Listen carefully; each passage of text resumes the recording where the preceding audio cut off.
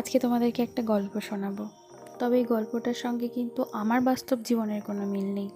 তার আগে বলে রাখি, প্রচণ্ড গরম পড়েছে গো। এই গরমে এতই ঘাম বেরিয়ে যাচ্ছে যে শরীর মনে কোনোটাই আর এনার্জি পাচ্ছি না যে ব্লগ এডিটিং করব, তোমাদের সঙ্গে ব্লগ শেয়ার করব। ভীষণ কষ্ট হচ্ছে। সংসারে কাজবাজ সেরে যখন দিন শেষে উঠি ভীষণ ক্লান্ত লাগে, তারপরে ব্লগ এডিটিং করতে বসি। চলো তোমাদেরকে আজকে একটা গল্প শোনায়। আবারও বলে রাখি, বড্ড আক্ষেপের সঙ্গে বলছি, এই গল্পটার সঙ্গে কিন্তু আমার বাস্তব জীবনের কোনো মিল নেই। চলো গল্পটা শুরু করা যাক।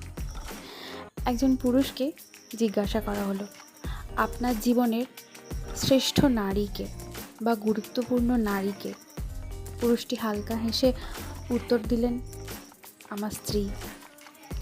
পাশের লোকটি জিজ্ঞাসা করলেন, কেন কেন স্ত্রী কেন?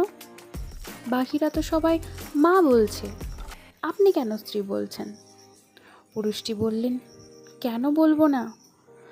মা আমাকে জন্ম দিয়েছে, মার সঙ্গে আমার রক্তের সম্পর্ক, মা তো আমাকে ভালোবাসবেই। কিন্তু একজন স্ত্রী যে সম্পূর্ণরূপে অচেনা, যে মানুষটা খুব কম সময়ের মধ্যে আমার জীবনে এসে আমার জীবনটাকে সুন্দর করে সাজিয়ে তুলেছে, যে মানুষটা তার বিলাসবহুল জীবন ছেড়ে এসে আমার অভাবের সংসারে আসতে রাজি হয়েছে, যে মানুষটা আমার সমস্ত দুঃখকে ভাগাভাগি করে নিয়েছে, যে মানুষটার সঙ্গে আমার কোনোদিনও রক্তের সম্পর্ক ছিল না, সেই মানুষটা আজকে আমার জীবনের একজন গুরুত্বপূর্ণ মানুষ হয়ে কেন উঠতে পারে না? তাই আমার কাছে আমার জীবনে স্ত্রী সব থেকে গুরুত্বপূর্ণ।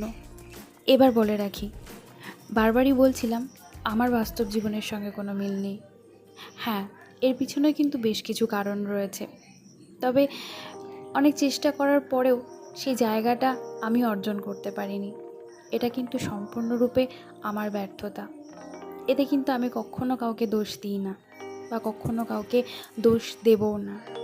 যেটা আমার ব্যর্থতা সেটা সম্পূর্ণরূপে আমারই, এটাকেই আমি মেনে নিয়েছি। চলো গল্পটা তোমাদের কেমন লাগলো? গল্পটা শুনে আমার কিন্তু বেশ ভালো লেগেছিল, তাই তোমাদের সঙ্গে শেয়ার করলাম। তোমাদের কেমন লাগলো জানাতে ভুলবে না। টাটা।